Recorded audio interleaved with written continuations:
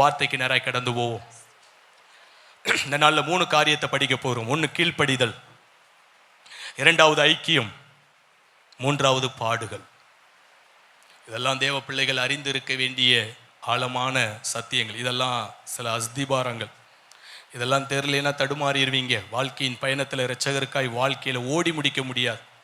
ஓடி முடிக்கணும்னா இப்படிப்பட்ட அஸ்திபாரங்கள்லாம் நம்ம வாழ்க்கையில ஆழமாய் தெரிந்திருக்க வேண்டியது அவசியமாக இருக்கிறது. முதல் காரியம் கீழ்ப்படிதல், 2வது ஐக்கியம், 3வது பாடுகள். இதெல்லாம் தெரிஞ்சாதான். இல்லைன்னா சோத்திரம் எங்கே வேணாலும் இந்த பகுதியெல்லாம் நமக்கு தெரியலன்னு வச்சுக்கோங்களேன். கிறிஸ்தவ வாழ்க்கைங்கிறது ஏதோ சர்ச்சுக்கு வந்தோம், கையை தட்டினோம், பாட்டை பாடினோம், ஏதோ பிரசங்கத்தை கேட்டோம், இதுவல்ல கிறிஸ்தவ வாழ்க்கை. தேவன் விரும்புகிற வாழ்க்கை. பலவிதமான பாடுகள், உபத்திரவங்கள், பிரச்சனைகள்லாம் வரும். அவங்கவுங்க தகுதிக்கு தகுந்த மாதிரி கர்த்தர் அனுமதிப்பார். சரிங்களா? ஒருத்தன் 1 கிலோ தூக்க முடியும்னா அவனுக்கு இந்த வெயிட் லிஃப்டிங்லாம் போனீங்கன்னா அவன் 100 கணக்கில் தூக்குவான். அப்போ அந்தந்த கிரேடில் இருக்கிறவங்க அதுக்கு அந்தந்த வெயிட்டை தான் தூக்க முடியும். அதுக்கு மேலே அவங்களால என்ன முடியாது. ஆமாம், தூக்க முடியாது. 50 கிலோ தூக்குறவன் 50 கிலோ வரைக்கும் தான் தூக்க முடியும். அதை விட்டு போனால் ஒரு 5 பாயிண்ட் ஏறலாம், 55 ஏறலாம். 150 தூக்குறவனை போய் 50 தூக்குறவனை போய் 150 தூக்குனா எப்படி தூக்குறது? தூக்க முடியாது. அதனால ஆண்டவர் திராணிக்கு மேலாய் என்ன பண்ண மாட்டார், சோதிக்க ஒரு நாளும் அனுமதிக்க மாட்டார். ஆனால் திராணிக்குள்ள சோதிக்கும் போதே இப்படிப்பட்ட பாடுகளுடைய சத்தியம் தெரியாதவங்க அவங்க கர்த்தரை விட்டு வழி விலகி போயிடுவாங்க. அதனால தான் நம்ம வாழ்நாள் முழுவதும் கர்த்தருக்குள்ள வாழ்ந்து முடிக்கணும். அதுதான் பெரிய காரியம். அதற்கு இப்படிப்பட்ட சத்தியங்கள், உபதேசங்கள் கற்றுக்கொள்ள வேண்டியது அவசியம். இல்லைன்னா சாத்தான் எந்த விதத்திலே நம்மளை என்ன பண்ணிடுவான். கர்த்தருடைய பிள்ளைகள் புரிந்து கொள்ளுங்க, சாத்தான் உங்க ரொம்ப தூரமாலாம் இல்லை. சாத்தானை எத்தனை பேர் பார்த்துருக்கீங்க? முதல்ல அதை சொல்லுங்க. எல்லாம் தெரியணும். சாத்தானை பார்த்துருக்கீங்களா? அவன் ரொம்ப மோசமானவன், ரொம்ப தந்திரவாதி, ரொம்ப பயங்கரமானவன். எதிரியை உலகத்தில் சொல்லுவாங்க, எதிரியை சாதாரணமாக இட போடாத. எதிரியே அதுக்காண்டி அவனை நான் உயர்த்தலை, சோத்திரம். ஆனாலும் நாம் விழிப்பாக இருப்பதற்காக நான் சொல்ல வரேன். கர்த்தர் நல்லவராக இருக்கிறார். சில பேருக்கு அந்த நம்பிக்கையே இருக்காது. அதனால் விசாசு அப்படின்னு சொல்லி அவன் சில பேர்கிட்ட சீண்டவே மாட்டான், கிட்டவே நெருங்க மாட்டான். ஏன் தெரியுமா? யாருக்குள்ளே சீண்டுவானா, தெய்வீகம் யாருக்குள்ளே வெளிப்படுதோ அவங்க மேலே தான் அவனுடைய குறி இருக்கும். அவங்கள தான் தொட்டு பார்ப்பான், அவங்கள தான் டச் பண்ணி பார்ப்பான். தெய்வீகம் இல்லாத இடத்துல அவனுக்கு தொடணும்னு அவசியமே இல்லை. ஏன் தொடணும்? தொடறதுனால அவனுக்கு என்ன லாபம்? ஒன்றும் கிடையாது.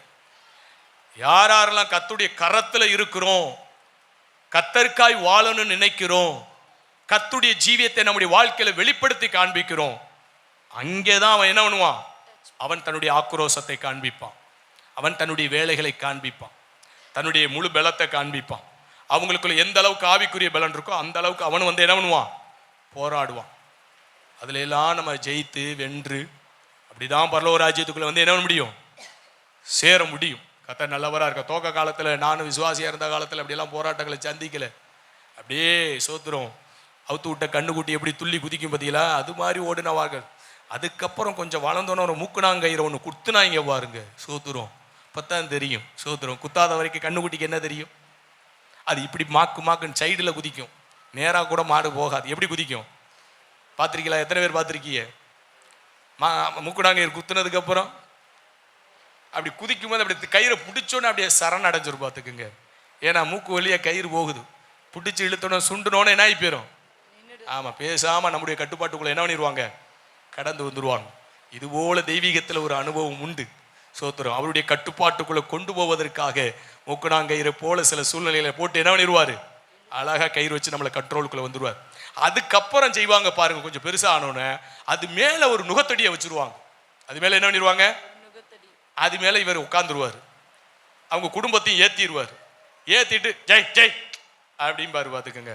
இப்போ மூக்குனாங்கயிறையும் வச்சு, இப்போ நுகத்தொடியும் வச்சு, குடும்பத்தை முழுவதையும் வண்டியில் வச்சு இப்போ ஏற்றி என்ன பண்ணுவார்? சோத்துறோம் பார்த்தீங்களா? கொஞ்ச நாள் வந்ததுக்கப்புறம் அப்புறம் ஒரு நாள் வரும், அதுக்கப்புறம் நெல் மூட்டையா அடுக்கிடுவார். இழுக்க முடியாம திணறிக்கிட்டு கிடக்கும். இங்கிட்ட ஒரு தார்க்கம்பு ஒன்று இருக்கும், அதில் ஒரு ஆணியை வச்சிருப்பாங்க, ஒரு குத்து. சோத்திரம் இந்த வாழை வெட்டு ஒரு முறுக்கு. சோத்திரம் இதெல்லாம் எப்படி தெரியா உங்களுக்கு கேட்குறீங்களா? இன்ஜினியர் காலேஜில் சொல்லி கொடுத்தாங்க. இன்ஜினியர் காலேஜில் எல்லாம் சொல்லி கொடுக்கல.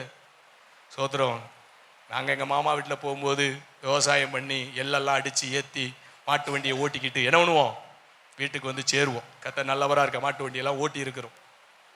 அப்படியெல்லாம் அது பெரிய கோபுரமாக அது மேலே உட்காந்துக்கிட்டு வந்தால் எப்படி இருக்கும் பாருங்க. அப்படியெல்லாம் வருவோம். கர்த்தர் நல்லவராக இருக்கிற. அப்போ பாருங்க, கண்ணுக்குட்டியாக இருக்கும்போது அது எவ்வளோ அழகாக சந்தோஷமாக துள்ளி தெரிஞ்சிச்சு. அப்புறம் கொஞ்சம் மூக்கனார் கையில் போட்டு அதை ஒரு கண்ட்ரோலுக்குள்ளே கொண்டு வந்து, அப்புறம் நுகத்தடியை வச்சு, அதுக்கப்புறம் குடும்பத்தை ஏற்றி, அதுக்கப்புறம் சுமக்க முடியாத பாரத்தை ஏற்றி, அதுக்கு மேலே தார்க்கம்பை வச்சு குத்தி, பாலை முறுக்கி சவுக்கால் அடித்து சோத்துறோம். இந்த தம்மா துண்டு புல்லை போடுறதுக்கு என்ன பாடுபடுத்துகிறாங்க பார்த்தீங்களா? சோத்துறோம். என்ன ஓடுவாங்க, என்ன வச்சுட்டு நல்லா அதுக்கு நாங்கள் சிக்கன் மட்டனாக போட போகிறாங்க, அதுக்கு அதே புல்லத்தான் போட போகிறாங்க, அதே வைக்கலத்தான் போட போகிறாங்க. ஆனால் அதுக்கு படுற பாட பார்த்தீங்களா? ஆமாம், அதெல்லாம் அப்படி வந்தால் தான் அதுக்கு ஒரு பாதுகாப்பு. ஐயப்பா இதெல்லாம் வேண்டாம், இந்த வீட்டுக்குள்ளே இருக்க வேண்டாம், இவங்க இந்த கொடுமைப்படுத்துகிறாங்க. தப்பிச்சோம் புழைச்சோன்னு என்ன பண்ணிடுவோம், இரவோட கயிறு அவுத்துக்கிட்டு என்ன பண்ணிடுவோம், ஓடிடுவோன்னு. ஓடுனுச்சுன்னா திருடன் பிடிச்சி என்ன பண்ணிடுவான், கசாப்பு கடைக்கு விட்டு ஒரே வெட்ட அரிச்சு அன்னைக்கு பார்த்தா தொங்கிக்கிட்டு கிடக்கும், காலு தனியாக வாழு தனியாக. சோத்துறோம். ஏன்னா வெட்டலைன்னா கண்டுபிடிச்சி விடுவாங்கல்ல, இது இன்னாருடைய மாடுன்னு தெரிஞ்சு போயிடும். திருடன் கை கிடைச்சோட என்ன பண்ணிடுவான், நேராக கசாப்பு கடைக்கு போய் தோலை உரிச்சு வெட்டி என்ன பண்ணிடுவான். சோத்துறோம். உன் ஜீவன் தப்பு. சோத்துறோம். இந்த அனுபவத்துக்குள்ள இருக்க வேண்டியது அவசியமா இருக்கிறது. அதனால சோத்துறோம். அந்த மாதிரி இடத்துக்குள்ள வந்து அதான் சாத்தான் போறாருன்னா என்னன்னு தெரியும், இல்லைன்னா தெரியாது. சரி, தெரிஞ்சாலும் சரி தெரியலனாலும் சரி, ஒருவேளை அப்படி ஒரு சூழ்நிலை வரும்போது அன்னைக்கு ஐயா சொன்னது அதுதான் இது புலக அப்படின்னு என்ன நினைக்குவீங்க, விளங்கிக்குவீங்க. சரி, காலச்சக்கரம் சுழன்று வரும்பொழுது நம்முடைய வாழ்க்கையில் அந்தந்த பகுதியை எட்டி பிடிக்கும் போது அதை நாம் விளங்கிக் கொள்ள கர்த்தருடைய ஆவியான ஒரு உதவி செய்வார். சரி, போகட்டும். கர்த்தருக்கு ஸ்தோத்திரம். 3 விதமான பகுதியை சிந்திச்சு முடிப்போம், நமக்கு சமயம் இல்லை. 1 கீழ்ப்படிதல், 2வது ஐக்கியம், 3வது பாடுகள். இதெல்லாம் நம்முடைய வாழ்க்கையில் அஸ்திவாரமாக ஆக்கிக்கிட்டோம்னா நம்ம வாழ்க்கை முழுவதும் இரட்சகருக்காக ஓடி என்ன பண்ணலாம், முடிக்கலாம். ஒரு ஊருக்கு பயணம் துவங்குறோம்னா இடையில நின்றுட்டு போறதில்லை. வண்டி பஞ்சர் ஆகி போச்சு, சோத்திரம், வண்டி ரிப்பேர் ஆகி போச்சுன்னு நின்றுட்டு அந்த இடத்துல நின்று முழிக்கிற மொழியா இருக்கக்கூடாது. ஒரு ஊருக்காய் துவங்கினா அந்த ஊருக்கு போய் என்ன பண்ணணும், 1000 பிரச்சனை இருந்தாலும் அத்தனையும் கடந்து போய் அந்த ஊருக்கு போய் சேர்வதற்குரிய வழியை தான் சொல்லிக்கிட்டு இருக்கிறேன். நம்ம சோத்திரம் பரலோகங்கிற ராஜ்யத்துக்கு நேராக என்ன பண்ணி இருக்கிறோம், பயணத்தை துவங்கி இருக்கிறோம். நம்முடைய படகுல கேப்டனாய் இரட்சகர் இயேசு இருக்கிறார். உதவி ஆட்களாய் கர்த்தர் ஊழியர்களை வைத்திருக்கிறார். நம்முடைய பயண கப்பல் என்ன பண்ணிட்டு இருக்கு, உலகத்திலே கடலுங்கிற உலகத்துல பயணிச்சுக்கிட்டு இருக்கு. காற்று அடிக்கலாம், புயல் அடிக்கலாம், கடல் கொந்தளிக்கலாம். ஆனா என்ன ஆனாலும் சரி எங்க போய் சேரணும், அக்கறை போய் சேரணும். அதற்கு இந்த படகுக்குள்ள இருக்க வேண்டிய அம்சங்கள் இருக்கணும், சில விஷயங்கள் இருக்க வேண்டியது இருக்கணும். அதுதான் கீழ்ப்படிதல், அதுதான் ஐக்கியம், அதுதான் பாடுகள். இதெல்லாம் நம்முடைய வாழ்க்கையில இருந்தாதான் அக்கறைக்கு போய் என்ன பண்ண முடியும், சேர முடியும். இல்லைன்னா நடுகடல்லையே போட்டு உடைய சோத்துரும் உள்ளே என்ன பண்ண வேண்டியதுதான், தத்தளிக்க வேண்டியதுதான். பிழைச்சாலும் பிழைக்கலாம், செத்தாலும் சாகலாம், எப்படி வேணாலும் போகலாம். சரி, போகட்டும். கர்த்தர் நல்லவர். 1வது கீழ்ப்படிதல். கர்த்தருடைய பிள்ளைகள் புரிந்து கொள்ளுங்க, ஏன் பிசாசு போராட்டம் வருது முதல்ல புரிந்து கொள்ளுங்க. இது நல்ல ஒரு ஆழமான ஒரு பகுதி. கர்த்தருடைய பிள்ளைகளுடைய வாழ்க்கையில எந்த இடத்துல பிசாசு வந்து போராடுவான் தெரியுமா, எந்த இடத்துல அவனுக்கு கதவை திறந்து கொடுக்கிறோம் தெரியுமா, எந்த இடத்துல நம்ம கீழ்ப்படியாமல் போகிறோமோ அந்த இடத்துல தான் பிசாசுக்கு கதவை திறக்கிறோம். அவன் உள்ளே வந்து எடுத்த உடனே கிரியை செய்ய மாட்டான். அவன் கிரியை செய்வதற்கு கிட்டத்தட்ட 6 மாத காலம் ஆயிரும். ஆனா உள்ள நுழைஞ்சிருவான். உள்ள நுழைஞ்சு அப்படியே பிளான் பண்ணுவான். பாருங்க, இஸ்ரேல் தேசத்துல ஹமாஸ் ஒரு பெரிய தாக்கத்தை கொண்டு வந்தாங்க. ஏன்னா நேற்று பிளானை போட்டு இன்னைக்கு யுத்தம் செஞ்சாங்களா, இல்லை. பல மாதங்கள் அவங்க என்ன பண்ணிட்டு இருந்தாங்க, யோசிச்சு யோசிச்சு யோசிச்சு இப்படி ஒரு தாக்குதலை இந்த நாளில் என்ன பண்ணணும், உண்டாக்கணும்னு சொல்லி திட்டம் பண்ணி காலம் வரும்போது அந்த வேலையை என்ன பண்ணாங்க, செய்தாங்க. அதற்கு வேண்டிய எல்லா பயிற்சிகளையும் எடுத்தாங்க. இது போலதான் சாத்தான் உள்ள புகுந்து நமக்கு எதிராக ஒரு திட்டத்தை வச்சிருவான். அந்த திட்டத்தை செய்வதற்கு வேண்டிய எல்லா சூழ்நிலையும் உருவாக்கிக்கிட்டே இருப்பான். உருவாக்கி தான் அந்த வீழ்ச்சிக்குள்ள நம்மளை கொண்டு போய் என்ன பண்ணுவான், சேர்ப்பான். அதனால கர்த்தருடைய பிள்ளைகள் விழிப்பா இருக்கணும். அதனால எந்த இடத்துல சாத்தானுக்கு கதவை திறக்கிறோம் அப்படின்னா, அது சிறு பிள்ளைகளா இரு, நீ வாலிபர்களாக, வயதான எந்த நிலவரத்தில் இருந்தாலும் சரிதான், வசனம் நமக்கு நேராய் போதிக்கப்படும் போது, கர்த்தருடைய வார்த்தை நமக்கு நேராய் கடந்து வரும்போது, ஊழியர் மூலியமாய் ஆலோசனைகள் கடந்து வரும்போது, அந்த இடத்தை விளங்கி புரிந்து அந்த இடத்துக்கு ஒப்பு கொடுக்கல, கீழ்ப்படியினாலே அந்த இடத்துல கதவை திறக்கிறோன்னு அர்த்தம். யாருக்கு? சொல்றது எத்தனை பேருக்கு புரியுது? சாத்தானுக்கு கதவை திறக்கிறோம். வேத ஆதாரத்தோடு ஒரு காரியத்தை சொல்லி விளங்க பண்றேன். ஆதியாகமத் புஸ்தகத்தை நீங்க திருப்பிக் கொள்வீர்களானால் அங்க ஆண்டவர் இயேசு ஒரு காரியத்தை சொல்லுகிறார். ஆமா, வசனங்களை எடுத்து வாசிச்சு உங்களுக்கு விளங்க பண்றதுக்கு நேரம் இல்லை.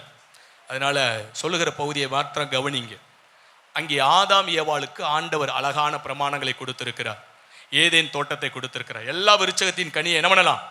புசிக்கலாம். ஆமே சோத்திரம். அவங்களுக்கு 2 விதமான பொறுப்புகள். ஒன்று பண்படுத்தணும், பாதுகாக்கணும். இப்படி 2 விதமான பொறுப்புகளை தெய்வம் ஆமே சோத்திரம் ஆதாம் ஏவாளுக்கு கொடுத்திருந்தார். ஆனா அடுத்து ஒரு காரியத்தை சொல்லியிருந்தார். நன்மை தீமை அறியத்தக்க கனியை என்ன பண்ணக்கூடாது? புசிக்க கூடாதுங்கிற ஒரு வார்த்தையை அவர் கொடுத்திருந்தார். ஆமே சோத்திரம். இப்ப சாத்தான் எப்படி உள்ள புகுதுறான் பாருங்க. எப்படியாவது இந்த வார்த்தைக்கு அவங்களை கீழ்ப்படிய விடாம பண்ணணும். அதற்கு சில வார்த்தைகளை கொண்டு வருவான், உள்ள கொண்டு வருவான். எடுத்தோடனே டக்குன்னு நீட்டி சாப்பிடுன்னு சொல்லிட மாட்டான். பேசி பேசி பேசி பேசி பேசி கர்த்தருடைய வார்த்தையை விட்டு என்ன பண்ணணும்? கீழ்ப்படியாமைங்கிற இடத்துக்கு என்ன பண்ணணும்? கொண்டு போகணும். அப்போ ஒரு ஆளை நம்ம சொல்ற இடத்துக்கு கொண்டு வரணும்னு என்ன பண்ணுவாங்க? சொல்றாங்க பத்தியெல்லாம் இந்த மூளை சலவை பண்றாங்க. ஐயா, இந்த கிறிஸ்தவர்கள்லாம் என்ன பண்றாங்க? மூளை சலவை. டீச்சர் சொல்றாங்க சோத்திரம், பிரெயின் வாஷ். தமிழ்ல புரியுற மாதிரி சொல்லியிருக்கேன். மூளை சலவை. எப்படியோ மூளை சலவை பண்ணி அங்கிட்டு என்ன பண்ணிடுறாங்க? ஆமை சோத்திரம். நமக்கு ஒரு பேர் வச்சிருக்கிறாங்க, மூளை சலவை பண்றவங்களாம். சோத்திரம். அதனால அங்கே போகாதீங்க அப்படின்னு சொல்லுவாங்க. என்னம்மா அவங்க பேசி பேசி பேசி பேசி பேசி அப்படியே உன் மூளையை சலவை பண்ணி உன்னை என்ன பண்ணிடுவாங்க? இழுத்துருவாங்க. ஐயா, என்ன சாராய கடைக்க, என்ன போதை வஸ்துக்கா, பண ஆசைக்கா, பாவத்துக்கா? பரிசுத்தத்திற்கு, அல்லேலூயா, பரலோகத்திற்கா இழுக்கப்படுகிற ஒரு காரியம். அப்ப எப்படி கொண்டு வரும்? பேசி பேசிதான். இதே பாணியத்தான் சாத்தானு செய்கிறான். இதே பாணியத்தை என்ன பண்றான்? கர்த்தருடைய வசனம் வந்துடும் நமக்கு நேரம். அடுத்து பார்த்தீங்கன்னா 2 பேர் சேருவாங்க. அது கணவன் மனைவியா இருக்கலாம், இல்லை 2 விசுவாசியா இருக்கலாம், சோத்திரம், இல்லை அவன் புறஜாதியா கூட இருக்கலாம். இந்த வசனத்துக்கு நேர பேசி பேசி பேசி பேசி பேசி பேசி கடைசியில் எங்கே சாத்தான் நிறுத்துவான் தெரியுமா? இந்த வசனத்தை கீழ்ப்படிய கூடாதுங்கிற இடத்துல நிறுத்துவான். அல்லேலூயா. பேசினானா? தோட்டத்துக்குள்ள சர்ப்பத்து மூலியமா பேசினானா? ஆண்டவர் ஏதாவது சாப்பிடக்கூடாதுன்னு சொன்னாரா? ஆமா சொன்னார். ஏன் சொன்னாரு? தெரியலையே. அதை சொல்லலையே. சாப்பிடக்கூடாதுன்னு தான் சொன்னாரு. அதை சொல்லலை. நான் சொல்லி தரேன் உனக்கு. இவன் கதை விடுறான் பாருங்க. அடுத்து சோதரம், இதை சாப்பிட்டா நீங்க எல்லாம் தேவர்களை போல மாறிடுவீர்கள். நீங்க எல்லாரும் என்ன பண்ணிருவீங்க? விட்டான். பார்த்தீங்களா? பெரிய பொய்ய உள்ள விட்டுட்டான். சோதரம், பொய்ய விட்டோன்னு அந்த அம்மா மயங்கிருச்சு. அந்த அம்மா என்ன பண்ணிருச்சு?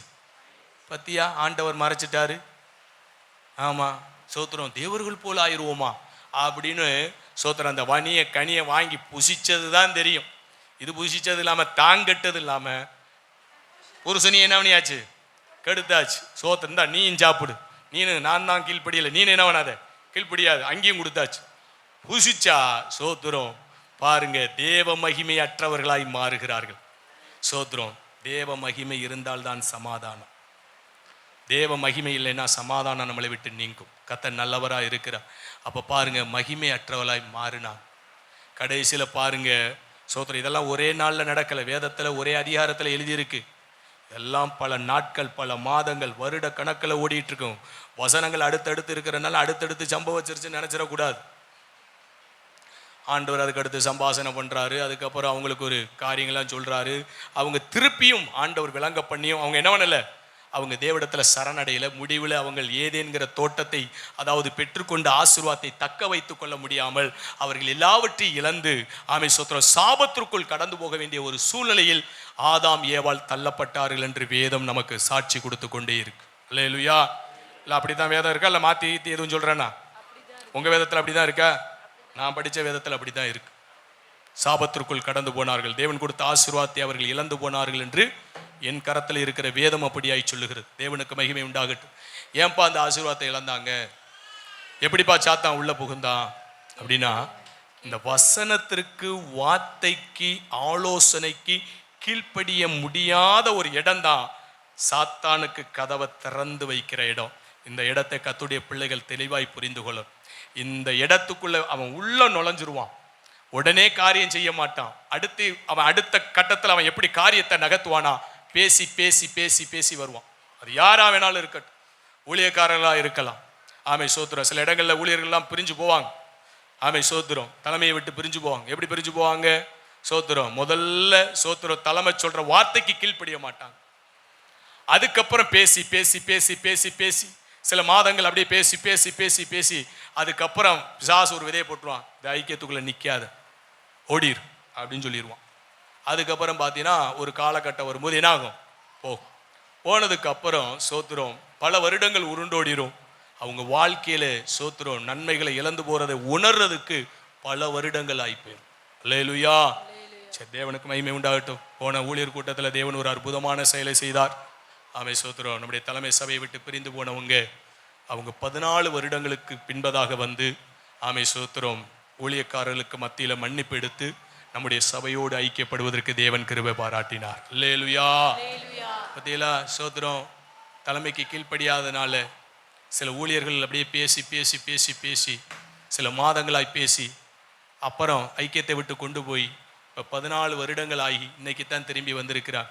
இந்த 14 வருடங்களில் என்னையா நன்மை அப்படின்னா, நன்மை ஒன்றும் இல்லை, காலங்கள் வீணாய் போனது. இந்த ஐக்கியத்துக்குள்ளே வந்ததற்கு பின்பதாக தான் நன்மை என்று சொல்லி அவர் சாட்சி பகிர்ந்ததை சொல்கிறேன். தேவனுக்கு மகிமை உண்டாகட்டும். அல்லேலூயா. அவர்களை வஞ்சித்ததை போல உங்களை சத்துரு எந்த விதத்தில் வஞ்சித்து விடக்கூடாது என்பதற்காக தான் இந்த வார்த்தைகள் இந்த நாளிலே இந்த வேளையிலே பிரசங்கிக்கப்பட்டு கொண்டு இருக்கிறது.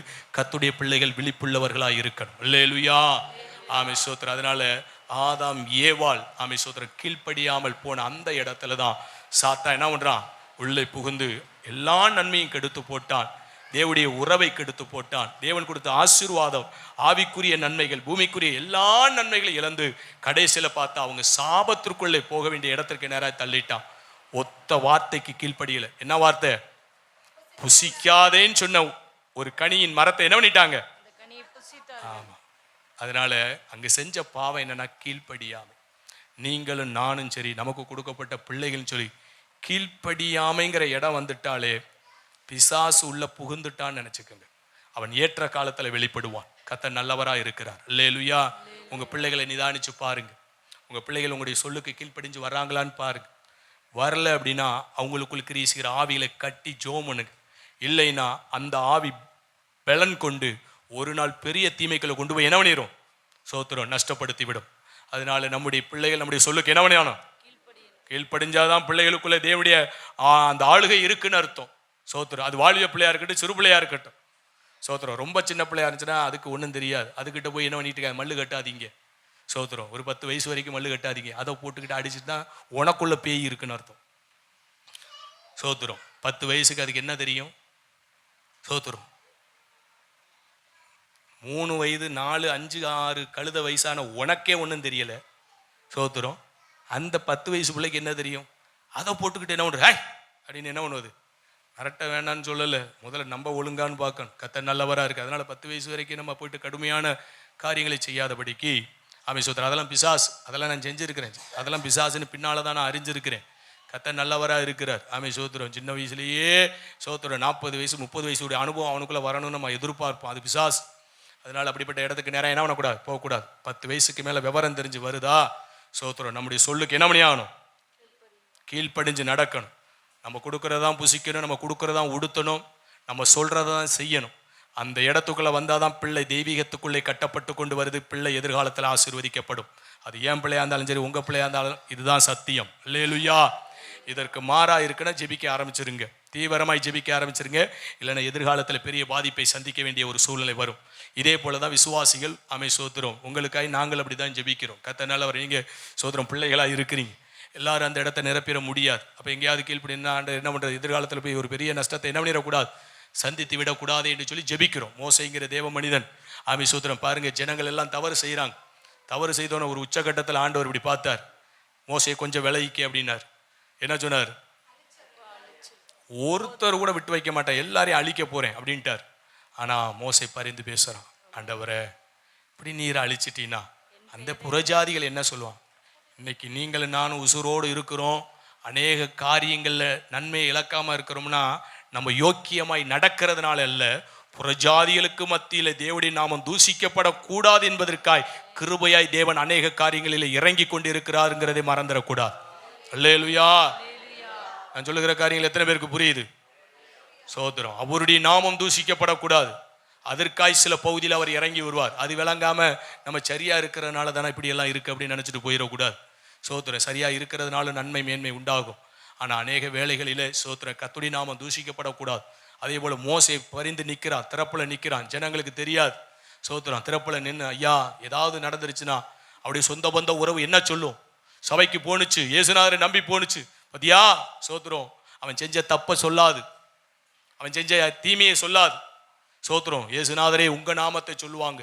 அதனால எந்த தீமை வந்துடக்கூடாதுப்பா, ஜனத்தை நீங்க தான் என்ன பண்ணணும். அப்படி குறுக்கால போய் ஜனத்துக்கும் தேவனுக்கு இடையில மோசை நின்னதுனால மோசைக்காய் தெய்வம் இறங்கி அந்த ஜனத்தை தேவன் என்ன பண்ணுகிறார்? பாதுகாக்கிறார். அல்லேலூயா. அதனால சோத்திரம். அதனால அந்த இடத்துல நாங்களும் பரிந்து பேசி ஜெபிக்க வேண்டிய இடத்துல தான் கர்த்தர் எங்களை என்ன பண்ணியிருக்கிறார்? வைத்திருக்கிறார். எங்களுக்காய் பரிந்து பேசி ஜெபிக்கிற இடத்துல எங்களுடைய தலைமையை வைத்திருக்கிறார். எல்லாருக்காய் பரிந்து பேசி ஜெபிக்கிறதுக்காய் இரட்சகர் இயேசு பிதாவின் வலது பாரிசத்தில் இருக்கிறார். அல்லேலூயா. கர்த்தர் நல்லவரா இருக்கிறார். அதனால புரிந்து கொள்ளணும். ஆமே சோத்திரம். அப்ப பாருங்க, கீழ்ப்படியில அந்த இடத்துக்கு போகல அப்படின்னா பிள்ளைகளை நல்லா கவனிங்க. சோத்திரம். செல்போன் எடுக்க கூடாதுன்னா எடுக்கக்கூடாது. சோத்திரம். இந்த வேலையை செய்யினா செய்யணும். சோத்திரம். தன் இஷ்டத்துக்கு பிள்ளைகளை என்ன பண்ணக்கூடாது. நீங்களா இருந்தாலும் நானா இருந்தாலும் என்ன பண்ணக்கூடாது. இப்போ ஒரு கன்வென்ஷன் நடத்துறேன் அப்படின்னா என் இஷ்டத்துக்கு நடத்தக்கூடாது. தலைமை ஊழியக்காரர்கிட்ட கேட்குறேன், இப்படி நடத்தணும், இப்படி காரியம் இப்படிப்பட்ட நாட்களில் வைக்கலாமா, இந்த ஊழியக்காரரை புக் பண்ணலாமா, அவங்களுடைய அனுமதியோடு தான் அத்தனை காரியங்கள் நடந்து கொண்டு இருக்கிறது. அல்லேலூயா. ஒருவேளை அவர் வேண்டான்னு சொன்னால் நான் இப்படி செய்ய முடியும், இவர் புக் பண்ணாதேன்னு சொன்னால் இப்படி செய்ய முடியும். சோத்திரம். கர்த்தர் நல்லவராக இருக்கிறார். அதனால இப்படிப்பட்ட ஒரு ஒழுங்கை தான் கர்த்தர் நமக்கு என்ன பண்ணியிருக்கிறார். அப்போ அவருக்கு நான் கீழ்ப்படிந்து இருக்கணும். அப்போ தான் எனக்குள்ள கர்த்தருடைய ஆவி இருக்குன்னு அர்த்தம். கீழ்ப்படியாமல் சோத்திரம் நான் எதையாவது ஒன்று செஞ்சுக்கிட்டு கர்த்தருடைய ஆவி இருக்குன்னு சொன்னா என்ன நானே வஞ்சித்துக் கொள்ளுகிறேன்னு சொல்லி தான் அர்த்தம். அதுபோல தான் உங்களுக்கும், அதுபோல தான் உங்களுடைய பிள்ளைகளுக்கும் இந்த பகுதியை புரிந்து கொள்ளுங்க. அதனால நம்முடைய பிள்ளைங்க இன்னொன்று புரிஞ்சுக்கோங்க, நம்ம கர்த்தருடைய வார்த்தைகளுக்கும் ஊழியருடைய வார்த்தைக்கு கீழ்ப்படிந்தாதான் நம்ம பிள்ளைகள் நமக்கு என்ன பண்ணும், கீழ்ப்படிந்து அந்த இடத்துக்கு வரும். இல்லைனா சோத்திரம் பிள்ளைகளுடைய வாழ்க்கையை நமக்கு சோதனையாக கர்த்தர் கொண்டு வந்து வைத்து விடுவார். அதனால நீங்க சோத்திரம் தைரியமாக கர்த்தர்ட்ட ஜெபிக்கலாம். ஆண்டவரே நான் உம்முடைய வார்த்தைக்கு என்ன பண்றேன், கீழ்ப்படுகிறேன், ஊழியருடைய ஆலோசனை கீழ்ப்படுகிறேன், என்னுடைய பிள்ளைகளுடைய வாழ்க்கை எப்படி இருக்கு, நீங்க உதவி செய்யணும், தைரியமா அவர்கிட்ட ஜெபம் பண்ணலாம். கர்த்தர் இறங்கி காரியங்களை நன்மையா செய்து கொடுப்பார். அல்லேலூயா. இந்த இடம் இல்லாம எப்படி ஜெபிக்க முடியும்? சோதரன் என் பிள்ளை கீழ்ப்படியலப்பான்னு சொல்லி அவர்கிட்ட எப்படி மன்றாட முடியும்? எந்த தகுதி நம்ம இடத்துல இருக்கு? நம்ம கீழ்ப்படியாம எப்படி நம்முடைய பிள்ளை நமக்கு கீழ்ப்படியும்? அதனாலதான் நான் தலைமைக்கு கீழ்ப்பட்டு கொண்டு இருக்கிறேன். ஐக்கியத்தை குறித்து பேசுறேன்னா ஐக்கியத்துக்குள்ள கட்டுப்பட்டு கிடக்கிறேன். ஆமே சோத்திரம். பாடுகளை சகிச்சதுனால தான் அந்த பகுதியை குறித்து பேசி வருகிறேன். இந்த அனுபவத்துக்குள்ளெல்லாம் முதலாவது என்னை கொண்டு வந்து நிறுத்தினதுக்கு பின்பதாக தான் உங்களுக்கு இவைகளை பிரசங்கித்துக் கொண்டு இருக்கிறேன். தேவனுக்கு மகிமை உண்டாகட்டும். அல்லேலூயா. சரி, கர்த்தர் நல்லவர். அதனால கீழ்ப்படிதலை தெரிந்து கொள்ளுங்க. பிள்ளைகளுக்கு அதை கற்றுக் கொடுங்க. பிள்ளைகளை இந்த விதத்துல தான் நீங்க உருவாக்கி கொண்டு வரணும். இல்லைன்னா வாழ்நாள் முழுவதும் கண்ணீர் வடிக்க வேண்டிய ஒரு காலம் எதிர்காலமாய் மாறி போகும். அப்படிப்பட்ட இடத்துக்கு நிறைய கடந்து போய் விடக்கூடாது. அல்லேலூயா. சரி, கர்த்தர் நல்லவரா இருக்கிறார். அதனால சோதரம் வாசிங்களே. சோதர எபேசியருக்கு எழுதின நிருபம் 6வது அதிகாரம் என்ன சொல்லியிருக்கு? 1, 2, 3 வாசிங்க. பிள்ளைகளே, உங்கள் பெற்றாருக்கு கர்த்தருக்குள் கீழ்ப்படியுங்கள், இது நியாயம். உனக்கு நன்மை உண்டாயிருப்பதற்கும் பூமியிலே உன் வாழ்நாள் நீடித்திருப்பதற்கும் உன் தகப்பனையும் உன் தாயையும் கனம் பண்ணுவாயாக. சரி, எபேசியர் எழுதின நிருபத்துல பவுல் எழுதி உணர்த்துகிற ஒரு காரியம் என்ன அப்படின்னா, ஒன்னு கீழ்ப்படி. உன்னுடைய தாய் தகப்பனா இருக்கு கர்த்தருக்குள்ள. அப்ப நமக்கு ஆவிக்குரிய தாய் தகப்பனா இருக்கிறாங்க, மாம்சத்தின்படி தாய் தகப்பனா இருக்கிறாங்க. இவங்க கர்த்தருக்குள்ள சொல்லுகிற எந்த காரியத்துக்கு நம்ம என்ன பண்ணி ஆகணும், கீழ்ப்படியணும். அப்படி கீழ்ப்படிஞ்சிட்டா 2 விதமான ஆசீர்வாதங்களை கொண்டு வருகிறதை பார்க்கிறோம். ஒன்னு, வாழ்நாள் முழுவதும் எப்படி இருக்கும், நன்மைதான். வாழ்க்கை முழுவதும் கர்த்தர் நன்மையினால் நிரப்பிடுவார். 2வது சொல்றாரு சோத்திரம், தீர்க்காயுசை தருவேங்கிறார். தீர்க்காயுசை. ஆமா சோத்திரம். 1 கீழ்ப்படிஞ்சிரு, 2வது தாயின் தகப்பனை என்ன பண்ணிரு, கனப்படுத்திரு. இது கர்த்தருடைய பிள்ளைகள் நம்ம செய்யணும். சோத்திரம். எனக்கு ஆவிக்குரிய தாய் தகப்பனா ஊழியக்காரவங்க இருக்கிறாங்க. அவங்களுடைய வார்த்தைக்கு நான் கீழ்ப்படுகிற இடத்திற்கும் அவர்களை கனப்படுத்துகிற இடத்துக்கு என்ன பண்ணணும், கடந்து போகும்போதுதான் எனக்கு 2 ஆசீர்வாதம். 1 தீர்க்காயுசு, இன்னொன்று வாழ்க்கை முழுவதும் நன்மை. அல்லேலூயா. அது போலதான் உங்களுக்கு ஆமே சோதரர் உங்களுக்கு கொடுக்கப்பட்ட ஊழியக்காரரை கீழ்ப்படிங்க. சோதரர். 2வது என்ன பண்ணுங்க, கனப்படுத்துங்க. உங்களுக்கு தீர்க்காயுசு, வாழ்க்கை முழுவதும் நன்மை. இது போலதான் உங்க பிள்ளைகள் உங்களுக்கு என்ன பண்ணணும்? கீழ்ப்படியணும். தாய் தகப்பனை என்ன பண்ணணும்? கனம் செய்தால் அவங்களுக்கு தீர்க்காயுசையும் அவங்களுக்கு நன்மையை என்ன பண்ணுவார்? கட்டளையிடுவார். வேதம் அப்படித்தானே சொல்லுது. அதனால சிறு பிள்ளைகள்லாம் கையை தூக்குங்க வைப்போம். நல்லா கையை தூக்கு. ஒழுங்கா அம்மா அப்பா சொல்றதை என்ன பண்ணணும்? கேட்டு கர்த்தருக்கு பிரியமாய் நடக்கணும். வாலிப பிள்ளைகள்லாம் கையை தூக்குங்க வைப்போம். இதெல்லாம் ரொம்ப முரண்டு பிடிக்கிற கேஸு. நல்லா கையை தூக்கு. வாலிப பிள்ளைகளாம் அரை கையில நீட்டாது. ஆமா, சோத்துறோம். தாய் தகப்பனாருக்கு என்ன பண்ணணும்? ஒழுங்கா அவங்க சொல்றதுக்கு கீழ்ப்படிந்து நடக்கிறது நமக்கு ஆசீர்வாதம். ஏன்னா அந்த வாலிப பிராயம் எட்டும் போது தான் முரண்டு பிடிக்கும், கீழ்ப்படியாது. இந்த பொல்லாத ஆவி உள்ள வந்து உட்காந்துக்கும். எந்த ஆவி? பக்கத்துல கையை பிடிச்சு சொல்லுங்களேன். கீழ்ப்படிதல் இருந்தால் கர்த்தருடைய ஆவி உனக்குள்ள இருக்கு. கீழ்ப்படியலைனாலே பொல்லாத ஆவி உனக்குள்ள இருக்கு. நீங்களே நிதானிச்சுக்கங்க, உங்களுக்குள்ள என்ன ஆவி இருக்குன்னு என்ன நினைக்கங்க. ஆமா, தாய் தகப்பனுக்கு கீழ்ப்படிஞ்சா என்ன ஆவி இருக்கு? கர்த்தருடைய ஆவி உனக்குள்ள இருக்கு. கர்த்தருடைய ஆவி இருந்தா மட்டும்தான் கீழ்ப்படிய முடியும். தலைகளா எல்லாரும் கீழ்ப்படிய முடியாது. நீங்க விசுவாசியா இருங்க, மூப்பரா இருங்க, ஊழியக்காரா இருங்க, யாரா வேணாலும் இருந்துட்டு போங்க. கர்த்தருடைய ஆவி உங்களுக்குள் எனக்குள் இருக்குமானால் இந்த கீழ்ப்படிதல் வெளிப்பட்டு கொண்டே இருக்கும். இந்த கீழ்ப்படிதலை வச்சே கர்த்தருடைய ஆவி இருக்குதா இல்லையா என்ன பண்ணலாம். இந்த கையை தட்டி இந்த அந்நிய பாசறை அதெல்லாம் பிசாசும் பேசும். சோத்திரம். ஆனா கீழ்ப்படிதல் கர்த்தருடைய அபிஷேகத்தை பெற்றவங்களுக்கு மட்டும்தான் அந்த காரியங்கள் வெளிப்படும். அதனால கீழ்ப்படிதல் இருக்கான்னு பாருங்க. உங்க பிள்ளைகளுக்குள்ள இருக்கான்னு பாருங்க. முதல்ல உங்களுக்குள்ள இருக்குதான்னு பாருங்க. நமக்குள்ள என்னடா ஆவி கிரியை செய்துங்கிறத நீங்க என்ன பண்ணுங்க, கண்டுபிடிங்க. கீழ்ப்படிதல் இல்லைன்னா அந்த ஆவியெல்லாம் விரட்டிருங்க. சோத்திரம். இயேசுவின் நாமத்தினால் என்னை விட்டு எல்லா கீழ்ப்படியாத ஆவியை பொல்லாத ஆவியை என்ன பண்ணு, போ இயேசுவின் நாமத்தினாலே அப்படின்னு என்ன பண்ணிரு. ஆமை, சோத்திரம். அப்படி விரட்டிருங்க. கர்த்தர் நல்லவரா இருக்கிறார். அப்ப கீழ்ப்படிதலுக்குள்ள பிரயாசப்படுங்க, தேவன் ஆசீர்வதிப்பார். அதுபோல ஆமை சோதரர் உங்க பிள்ளைகளுக்குள்ள எப்படி இருக்குன்னு சொல்லி பாருங்க. சில பிள்ளைகள் சொன்னா கேட்கும், சிலதெல்லாம் கேட்காது. கேட்க முடியாத இடத்துக்கு போயிருச்சுன்னா இனிமே சொல்லி நம்ம என்ன முடியாது, திருத்த முடியாது. அதுகளுக்காக தேவ சமூகத்தில் என்ன பண்ணிருங்க, ஆண்டவரேன்னு சொல்லி ஜெபம் பண்ணுங்க. கர்த்தர் தான். ஏன்னா திருத்த வேண்டிய காலத்தை விட்டாச்சு. ஆமை சோத்திரம். இப்ப திருத்த முடியாத காலத்துல வந்து சேர்ந்துட்டோம். இனி கர்த்தர் தான் என்ன பண்ணணும், திருத்தணும். அவர் திருத்தணும்னா அவர் பாதத்துல உட்கார்ந்து என்ன பண்ணணும், கண்ணீரை வெடிக்கணும். அல்லேலூயா. இந்த அனுபவத்துக்குள்ள வரும்போது தேவன் ஆசீர்வதிப்பார். அதனால பிசாசுக்கு கதவை திறந்துடாதீங்க. பிசாசு உள்ள வந்துட்டா அவன் கண்டிப்பா நம்ம வாழ்க்கையை நஷ்டப்படுத்துவான். பிசாசு கொல்லவும் அழிக்கவும் அல்லாமல் வேற ஒன்றுக்கும். நீங்க எப்ப ஒரு அப்பா அம்மா சொல்ற ஒரு வார்த்தைக்கு நீங்க கீழ்ப்படியலைன்னா பிசாசுக்கு கதவை திறந்து விடுறீங்கிறத மறந்துடாதீங்க. உள்ள வந்துருவான் சாத்தான். சோத்திரம். ஊழியக்காரர் சொல்றாரு ஒரு வார்த்தைக்கு நீங்க கீழ்ப்படியலைன்னா கதவை அவனுக்கு திறக்கிறீங்கன்னு அர்த்தம். உள்ள வந்து சும்மா இருக்க மாட்டான், எல்லாத்தையும் நாசம் பண்ணிடுவான். அதனால ரொம்ப கவனமா இருங்க. எப்ப சாத்தானுக்கு நம்ம கதவை திறக்கிறோம்னா கர்த்தருடைய வார்த்தை. புருஷன் சொல்றாரா, மனைவி என்ன பண்ணிருங்க, சோத்திரம், பேசிக்கிட்டே போகாதீங்க, கீழ்ப்படிங்க. இல்லைன்னா பிசாசு கதவை திறம்பீங்க, உள்ள வந்துருவான். இப்ப தெரியாது, சில மாதங்கள் ஓடும், சில வருடங்கள் ஓடும். அப்புறம் இங்க உருளுவீங்க, அப்புறம் பெறல ஆரம்பிச்சிருவீங்க. பலவிதமான நன்மைகளை அவன் கெடுத்து போட்டுருவான். அதனால அப்படிப்பட்ட பிசாசுக்கெல்லாம் கதவை திறக்காம கீழ்ப்படிஞ்சு அவனுக்கு என்ன பண்ணிருங்க, பட்டான்னு கதவை அடைச்சிருங்க. கர்த்தர் நல்லவரா இருக்கிறீங்க, கர்த்தர் நல்லவரா இருக்கிறார். கர்த்தர் உங்களை ஆசீர்வதிச்சிருவார். அல்லேலூயா. நான் சொல்றது புரியுதா? அல்லேலூயா. சோத்திரம். புருஷனுக்கு மனைவி என்ன பண்ணணும், கீழ்ப்படியும். தாய் தகப்பனுக்கு பெற்றோர் என்ன பண்ணணும், ஆவிக்குரிய ஊழியக்காரர்களுக்கு விசுவாசிகள் என்ன பண்ணணும், நடத்திப்புக்காரருக்கு தேவ பிள்ளைகள் என்ன பண்ணணும், பரிசுத்தவான்களுக்கு ஊழியக்காரர்கள் என்ன பண்ணணும். இந்த இடத்துல நீங்க வரல, நீங்களும் நானும் வரலைன்னா பிசாசுக்கு கதவை திறக்கிறோம். அதுதான் சத்தியம். அல்லேலூயா. கர்த்தர் நல்லவரா இருக்கார். யாக்கோப்பு 4:7 வாசிங்க. நம்ம கீழ்ப்படிதலே தாண்டல, இன்னும் 2 பகுதி இருக்கு. தெய்வம் நமக்கு உதவி செய்யணும். யாக்கோப்பு 4:7. இன்று அவருடைய சத்தத்தை கேட்பீர்களாகில். இப்ப ஆண்டவருடைய சத்தத்தை கேட்கறீங்கல்ல, இன்று கேட்கிற இந்த சத்தத்தை உங்கள் இருதயங்களை கடினப்படுத்தாதீர்கள் என்று. இப்படி பேசுறாரே அப்படின்னு சொல்லி என்ன பண்ணாதீங்க, கடினப்படுத்தாதீங்க. உங்க இருதயத்தை கடினப்படுத்தாம இன்னைக்கு ஆண்டுடைய சத்தத்தை கேட்கிற நீங்கள் உங்கள் இருதயத்தை கடினப்படுத்தாமல் தாவீது சங்கீதத்திலே சொல்லி இருக்கிறபடி இன்று என்று சொல்வதின் தேவனுக்கு கீழ்ப்படிந்திருங்கள். பத்தில இது ஒரு பிசாசு. சொல்ற வசனத்தை கவனிக்காம எதையோ ஒன்று வாசிச்சுக்கிட்டு என்னையும் குழப்பிக்கிட்டு பிரசங்கம் சரியா போக முடியல. பிசாசு எங்கிட்டெல்லாம் உள்ள புகுந்து வர்றான் பாருங்க. எனக்கே திகைச்சு போனேன், என்னடா வசனம் எங்கேயோ போயிட்டு இருக்கேன். சரி, யாக்கோபு 4:7. கர்த்தருக்கு ஸ்தோத்திரம். நுண்ணிப்பாய் கவனிங்க. பரிசுத்த ஆவியானவர் உதவி செய்யணும். பாருங்க வேதம் என்ன சொல்லுது? தேவனுக்கு கீழ்ப்படிந்திருங்கள். யாருக்கு தான் கீழ்ப்படியணும்?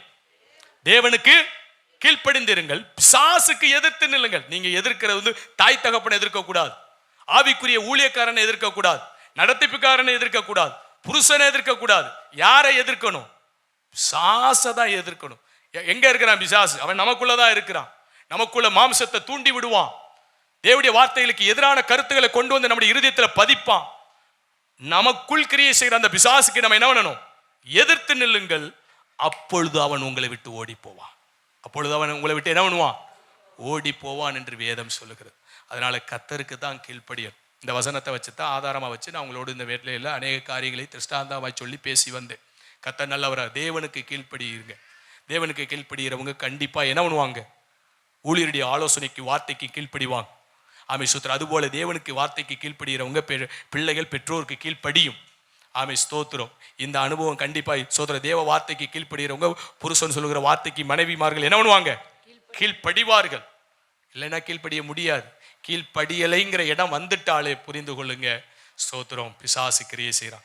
அதுக்காண்டி கர்த்தருடைய காரியங்களுக்கு மாறுதலாய் சொல்லி கீழ்ப்படியக்கூடாது. அங்கே தெளிவாய் சொல்லப்பட்டிருக்க வசனம், கர்த்தருக்குள் என்ன பண்ணணும்? சொல்லுகிற காரியங்கள் தெய்வீகமாய் கர்த்தருக்குள் இருக்குமானால் என்ன பண்ணணும்? கீழ்ப்படினா. அதுக்கு அந்த எல்லையை விட்டு மாறி இருக்குன்னா நம்ம கீழ்ப்படிய வேண்டிய அவசியம் இல்லை. ஆமை சோதரர். அதனால கர்த்தருக்குள்ள சொல்லப்படுமானால் கீழ்ப்படிந்தால் கர்த்தருடைய ஆவியான நமக்குள்ளே குடிகொண்டு இருப்பார். நம்முடைய வாழ்க்கை ஆசீர்வாதமா இருக்கும். எதிர்க்கிறது, அதை எதிர்த்து நிற்கிறது, அந்த கீழ்ப்படியாமல் போற எல்லாம் பிசாசு. நம்ம பிசாசுக்கு தான் எதிர்த்து நிற்கணுமே ஒழிய கர்த்தருடைய வார்த்தைக்கும் கர்த்தருடைய வசனத்திற்கும் ஆமை சோதரர் கர்த்தருடைய தாசர்களுக்கும் நாம் எதிர்த்து இருக்கிற இடத்துக்கு என்ன பண்ணிடக்கூடாது? போயிடக்கூடாது. வேதத்தை நீங்க பிரட்டி எப்படி வேணாலும் தலைகளா வேணாலும் படிச்சு பாருங்க, நிமிட்டி வச்சு பாடுங்க. ஆமை சூத்திரம் ஏபிசிடி இப்படி அப்படி எப்படி வேணாலும் சொல்ற, எப்படி வேணாலும் படிச்சு பாருங்க. வேதத்துல தேவனுடைய தாசர்களை எதிர்த்தவங்க சுகித்து வாழ்ந்ததா சரித்திரம் எழுதப்படலை. அல்லேலூயா. ஆமை சோத்திரம்.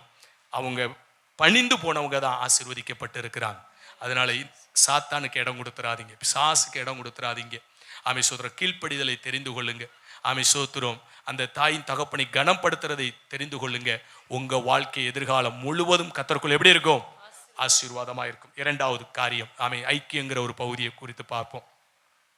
சங்கீதம் 133 1-3 முடிய உள்ள வசனங்களை வாசிங்க. ஐக்கியத்தினால் உண்டாகிற மேன்மை ஆசீர்வாதத்தை அங்கே சொல்லப்பட்டிருக்கு. சகோதரர் ஒருமித்து வாசம் பண்ணுகிறது எத்தனை நன்மையும் எத்தனை இன்பமுமானது. அது ஆரோனுடைய சிரசின் மேல் ஊற்றப்பட்டு அவனுடைய தாடியிலே வடிகிறதும் அவனுடைய அங்கிகளின் மேல் இறங்குறதுமான நல்ல தைலத்துக்கும் எர்மோன் மேலும் சீயோன் பர்வதங்கள் மேல் இறங்கும் பனிக்கு ஒப்பாய் இருக்கிறது. அங்கே கர்த்தர் என்றென்றைக்கும் ஆசீர்வாதத்தையும் ஜீவனையும் கட்டளையிடுகிறார். ஆண்டவர் சொல்றாரு, சகோதரர்கள் ஒருமித்து. அந்த ஒருமித்துங்கிற இடம் தான் ஐக்கியம். அந்த ஒருமித்து வாழ்கிறது இடத்துக்கு பேரத்தான் நம்ம என்னன்னு சொல்றோம்? ஐக்கியம் என்று சொல்லுகிறோம். அப்படி இருக்கிற இடத்துல அங்கு ஆரோன் மேல் ஊற்றப்பட்ட நல்ல தைலத்திற்கு அது ஒப்பனையா இருக்கிறது என்று சொல்லப்படுகிறது. ஐக்கியம் காத்து கொள்ளுகிற இடத்திலே கர்த்தருடைய ஆவியானவர் கிரியை செய்கிறார் என்பதுதான் அதோடைய பொருள். அல்லேலூயா. ஆமை சோத்திரம். அப்ப ஐக்கியம் நம்மளால பாதுகாக்க முடியுது. ஐக்கியத்தை காத்து கொள்ளுகிறோம்னா நம்ம யாருக்குள்ளே யாரால் நடத்தப்பட்டு கொண்டிருக்கிறோம், இல்லை யார் நமக்குள் கிரியை செய்து கொண்டிருக்கிறார் அப்படின்னா ஆவியானவர் நமக்குள்ளே கிரியை செய்து கொண்டு இருக்கிறார். அல்லேலூயா. ஐக்கியத்தை காக்கணும். பிசாசு என்ன பண்ணுவான்? எந்த விதத்தில் ஐக்கியத்தை என்ன பண்ணணும்? குலைக்கணும், சிதைக்கணும், எப்படியாவது உடைக்கணும், பிரிக்கணும். ஏதாவது ஒரு காரியத்தை என்ன பண்ணணும்? செய்யணும். தேவனை விட்டு ஆதாம் ஏவாளை பிரிக்கணும். அதுதான் பிசாசுடைய பெரிய திட்டம். அந்த திட்டத்தை அவன் வெற்றிகரமாய் செய்து முடித்தான். அவன் அதில் வெற்றியும் கண்டான். ஆமை சோத்திரம். அழகா தேவனை விட்டு என்ன பண்ணியாச்சு? சோத்திரம். ஆதாம் ஏவாளை பிரித்தார். அதுக்கு அஸ்திவாரமாய் கீழ்ப்படியாமையை போட்டான். சோத்திரம் போகட்டும், கர்த்தர் நல்லவராக இருக்கிறார். ஆனால் நம்முடைய வாழ்க்கையில சோத்திரம் கர்த்தருடைய ஆவியானவர் தான் கிரியை செய்கிறார் அப்படின்னா சோத்திரம் குடும்பத்தில் உங்களால் ஐக்கியப்பட முடியுதான்னு பாருங்க. கணவன் மனைவி ஒரு காரியத்தில் ஒருமனப்பட முடியுதான்னு பாருங்க. பட முடியல அப்படின்னா உங்களுக்குள்ள கிரியை செய்கிறது பரிசுத்தாவி இல்லை, பொல்லாத ஆவி. அந்த ஆவி ஐக்கியத்தை கெடுத்து கொண்டே இருக்கும். அந்த ஆவிக்கு இடம் கொடுத்து அதை நம்ம குடும்பத்துக்குள்ள வைத்திருக்கிறதுனால குடும்ப சமாதானத்தை சீர்குலைச்சிடும். அதனால அப்படிப்பட்ட ஆவிகள் நம்மளை விட்டு என்ன பண்ணணும்? வெளியே கண்டுபிடிச்சிடலாம். காரியங்களுக்கு ஒருமனப்பட முடியலன்னா சோத்திரம் நல்ல காரியத்துக்கு ஒருமனப்படணும்.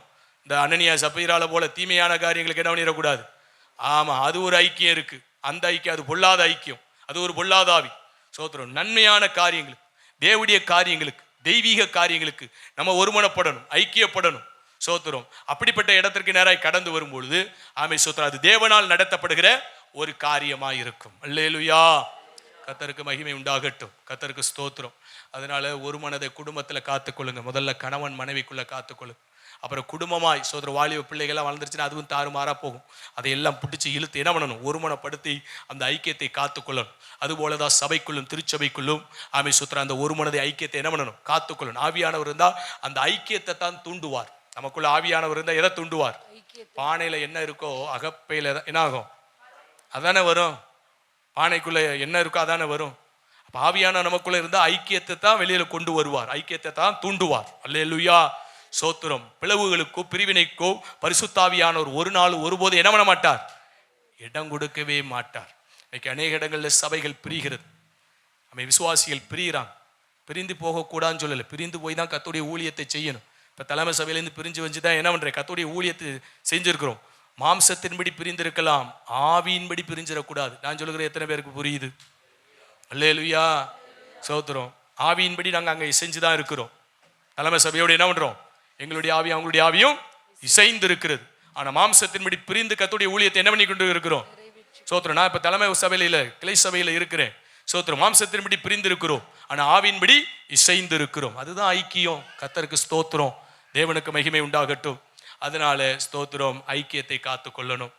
ஐக்கியத்தில் யார் பிளவுபடுத்தும்படி நமக்கு ஒரு ஆலோசனை வந்தாலும் அது பிசாசு கொண்டு வருகிற ஆலோசனைங்கிறத நீங்களும் நானும் என்ன பண்ணிடக்கூடாது? மறந்துடக்கூடாது. வேற யாரும் கொண்டு வர முடியாது. பிசாசை தவிர வேற யாரும் ஐக்கியத்தை பிளவுபடுத்துகிற பிள்ளை கொண்டு வரட்டும், கணவன் கொண்டு வரட்டும், மனைவி கொண்டு வரட்டும், நண்பன் கொண்டு வரட்டும், யார் கொண்டு வரட்டும், இல்ல ஊழியர் கூட்டத்துக்குள்ள ஊழியக்காரர்களை கொண்டு வரட்டும், ஐக்கியத்தை பிளவுபடுத்துகிற ஒரு ஆலோசனையா இருக்குமானால் அவன் சாத்தான்கிறத நீங்கள் நானும் இனங்கண்டு பிடிச்சிடணும். அல்லேலூயா. இந்த இடத்தை இனங்கண்டு பிடிக்கல, சோத்திரம், சாத்தானுக்கு சோத்திரம் பெரிய வீழ்ச்சி நம்ம வாழ்க்கையில கொண்டு வந்துருவான். அதனால கர்த்தருடைய பிள்ளைகள் கண்டுபிடிச்சிடும். சோத்திரம். நம்முடைய வாழ்க்கையில ஐக்கியத்தை என்ன பண்ணிடக்கூடாது? பிளவுபடுத்துவதற்கு சாத்தானுக்கு, சாத்தான் ரூபத்துல பல ரூபத்துல வருவான், வரலாம். மூப்பர் மூலியமாக வரலாம், விசுவாசிகள் மூலியமாய் வரலாம், மனவன் மூலியமாக வரலாம், மனைவி மூலியமாக வரலாம், பிள்ளைகள் மூலியமாய் வரலாம், உடன் ஊழியர் மூலியமாய் வரலாம். அப்படித்தானே ஒரு பிட்ட போடுவான், இவங்களோடையா இவ்வளவு காலம் இருக்கிற? சோத்திரம். எப்படியா இருக்கிற? இந்த மனுஷனோடு இருக்க முடியுமா அப்படின்னு சொல்லி என்ன பண்ணுவாங்க? அபிகாய் இல்லையா, நாபான் ஒருவனும் பேசக்கூடாத துன்மார்க்கனா இருக்கிறான். அவனோட தானேயா குடும்பம் நடத்தின அபிகாய் சாகிற வரைக்கும். அவளால் எப்படி இருக்க முடிஞ்சிச்சு? அவள் தேவ கிருபை பெற்றவள். அல்லேலூயா. நாபானோடையே குடும்பம் நடத்தி வாழ்ந்திருக்க முடியுமானால், அல்லேலூயா, ஆமே சோத்திரம். எப்படி நம்ம மற்ற இடத்துல வாழ முடியாமல் போகிறது? சிந்திச்சு பாருங்க. நாபானோட வாழ முடியாது. வாழ முடியுமா? அவனை குறித்து வேதம் எவ்வளவு தெளிவா சொல்லுது. ஒருவனும் அவன்கிட்ட என்ன முடியாது, பேச முடியாது, விளங்காதவன். அப்படிப்பட்டவனோடு ஒருத்தி இருக்கிறாளே, இருக்க முடியுதே, வாழ்ந்திருக்கிறாளே. காலம் வந்துச்சு. ஆமே சோத்திரம். நாபான கர்த்தர் என்ன பண்ணிட்டாரு? ஆமீன். துன்மார்க்கனுக்கு சடுதியா என்ன வேணும்? மரணம் சம்பவிக்கும் சொல்லப்பட்ட சடுதியா அவனுக்கு ஒரு மரணத்தை கர்த்தர் நியமித்தார். அதுக்கப்புறம் தாவீதை புருஷனாய் கர்த்தர் தந்தார். கர்த்தருக்கு ஸ்தோத்திரம். தேவனுக்கு மகிமை உண்டாகட்டும். அது எழுத்தின்படி உள்ள காரியம். ஆவியின்படி பார்க்கணும்னா ஆமே சோத்திரம். அந்த அபிகாய் மணவாட்டி திருச்சபைக்கு அடையாளம், தாவீது ஆண்டவராய் இயேசு கிறிஸ்துவுக்கு அடையாளம். அவ புத்திசாலி. அப்படின்னா ஐக்கியத்தை காத்துக் கொள்கிறதுல அவர் புத்திசாலி. ஆமே சோத்திரம். அவள் தேவனுடைய சுபாவத்தினால் அலங்கரிக்கப்பட்ட அவள் மிக அழகானவள். கர்த்தருக்கு ஸ்தோத்திரம். நம்ம அலங்குனா போய் அலங்காரத்துக்கு ஓடி போய் என்ன பண்ணுவோம்? சோத்திரம். மேக்கப்புக்கு போயிட்டு எதையோ பண்ணிக்கிட்டு இருப்போம். வேதம் தெளிவாய் சொல்லுது, சுபாவம் தான் அலங்காரம். சோத்திரம். ஐக்கியத்தை காக்கிறதான் புத்திசாலி. சோத்திரம். இந்த இடத்துக்குள்ளதான் அபிகாய் நிற்கிறா. அதனாலதான் அவளுடைய வாழ்க்கை எதிர்காலம் ஆசீர்வதிக்கப்பட்டது. கர்த்தர் நல்லவராக இருக்கிறார், கடந்து போகட்டும். அதனால சோத்திரம், எக்காரணத்தை கொண்டும் நம்ம மாம்சத்தின்படி பிரிந்து போய் கர்த்தருடைய ஊழியத்துக்காக என்ன பண்ணலாம்? சோத்திரம், கடந்து போகலாம். ஆனால் சோத்திரம், ஆவியின்படியான ஒரு பிரிவு, அது சத்ருவினால் பிசாசினால் வருகிற காரியம். அதற்கு ஒரு நாளும் ஒருபோதும் நீங்களும் நானும் என்ன பண்ணிடக்கூடாது? இடம் கொடுத்து விடவே கூடாது. அல்லேலூயா. மனதில் ஆழமா எழுதி வைத்துக் கொள்ளுங்க. நம்முடைய வாழ்க்கையில சத்துரு விளாண்டு விடக்கூடாது. ஐக்கியத்தை காக்கணும். கர்த்தருக்கு மகிமை உண்டாகட்டும். சோத்திரம். அங்குதான் தேவன் சொல்றாரு, அந்த ஐக்கியத்துக்குள்ளதான் ஆசீர்வாதத்தை நான் வைத்திருக்கிறேன், அந்த ஐக்கியத்திற்குள்ளதான் ஜீவனையும் வைத்திருக்கிறேன் என்று கர்த்தர் சொல்லுகிறார். அந்த ஐக்கியத்துக்குள்ளதான் எதை வைத்திருக்கிறாராம்? ஆசீர்வாதத்தையும் ஜீவனையும் வைத்திருக்கிறாராம். நீங்க ஆபிரகாம் லோத்தை எடுத்து வீட்டில் போய் படிச்சு பாருங்க. ஆபிரகாம் தேவ சத்தம் கேட்கிற ஒரு தேவ மனிதன். தேவ சத்தம் கேட்ட மாத்திரத்திலே அவர் என்ன பண்றார்? தன் தேசத்தை, தன் இனத்தை, தன் தகப்பன் வீட்டை விட்டு என்ன பண்றார்? தெய்வத்தை நோக்கி அவர் சொன்ன பாதைக்கு நேராக புறப்படுகிறார். அந்த ஆபிரகாமோடு சாராளும் என்ன பண்ணுகிறாள்? புறப்படுகிறாள். சாராளோடு சோத்திரம் அடுத்து யார் போகிறார்னா லோத்துவும் என்ன பண்ணுகிறான்? கடந்து போகிறான். இப்படி கடந்து போகும்போது ஆபிரகாம் ஆசீர்வதிக்கப்படுகிறான். அதனோடு கூட லோத்துவும் என்ன பண்ணுகிறார்? ஆசீர்வதிக்கப்படுகிறதை பார்க்கிறோம். 2 பேர் ஆசீர்வதிக்கப்படுறான். அந்த பூமி தாங்கலைன்னா அந்த இடம் போதுமானதா இல்லை. அன்னைக்கு ஆசீர்வாத கால்நடைகள், ஆடு மாடுகள், ஒட்டகங்கள், ஆமை சோத்திரம், இது மாதிரி காரியங்கள் எல்லை ஏன்னா ஆயிரக்கணக்கில் இருக்கு. எங்க கொண்டு போய் வைக்க? சோத்திரம் இடம் போதுமானதா இல்லை. ஆனா ஒரு சூழ்நிலை வருது, மேய்ப்பர்களுக்குள்ளே வாக்குவாதம் உண்டாகி அந்த ஐக்கியத்தை பிளக்கும்படியாய் ஒரு விதையை பிசாசு என்ன பண்றான்? உள்ளே கொண்டு வருகிறான். பாருங்க, லோத்துக்கு காரியம் விளங்கல. ஆபிரகாமோடு இருக்கிறதுனால தான் இந்த ஆசீர்வாதங்கிறது யாருக்கு விளங்கல? ஐக்கியத்துடைய மேன்மை யாருக்கு விளங்கல? லோத்துக்கு விளங்கல. பிரிந்து போனான். பிரிந்து போன உடனே நஷ்டம் வராது, கொஞ்ச காலம் உருண்டோடுச்சு. முடிவில் பாருங்க ஸ்தோத்திரம், எவ்வளவு பெரிய பாதிப்பு.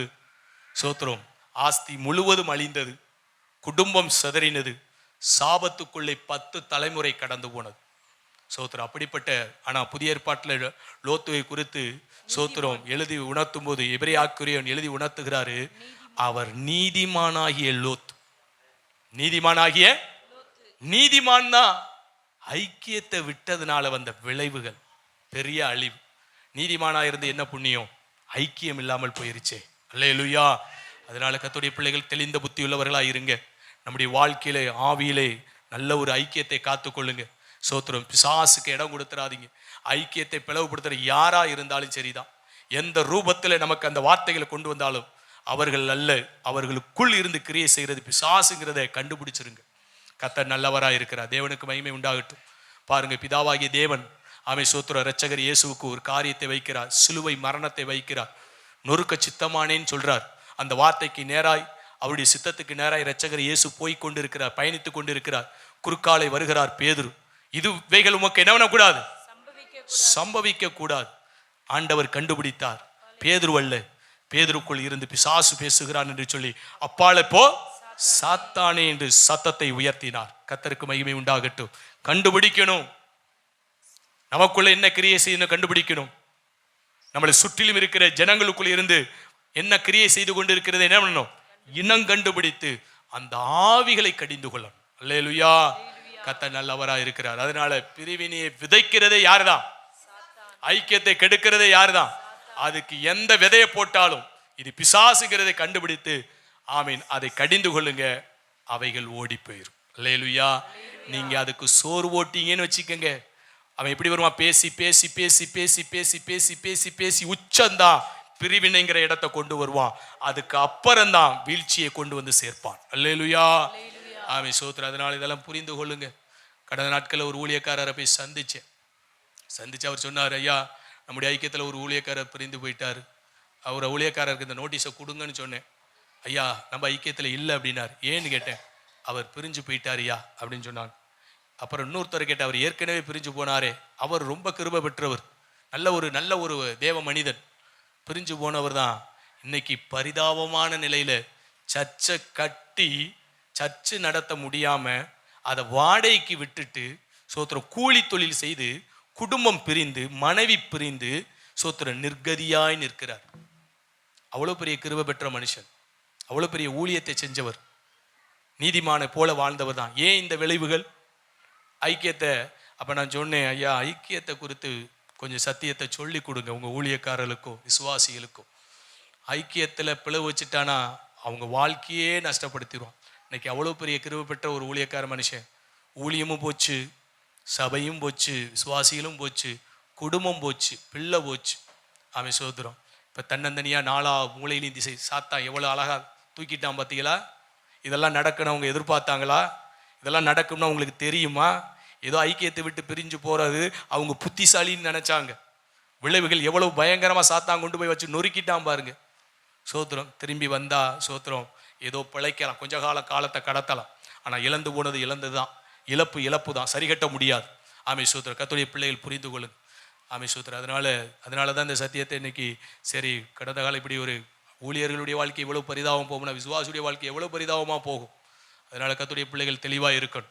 அதனால ஐக்கியத்தை பிரிக்கும்படி யார் பேசினாலும் சரி, அது பிசாசுடைய சத்தங்கிறதை ஒரு நாள் ஒருபோது என்ன பண்ணிடாதீங்க, மறந்துரை. உங்களுக்குள்ள இருந்து வரக்கூடாது, மற்றவங்களிருந்து உங்களிடத்திலும் வரக்கூடாது. இனம் கண்டுபிடித்து அதை அழிக்கணும், ஐக்கியத்தை காக்கணும். அப்போதான் அது ஆசீர்வாதமா இருக்கும்.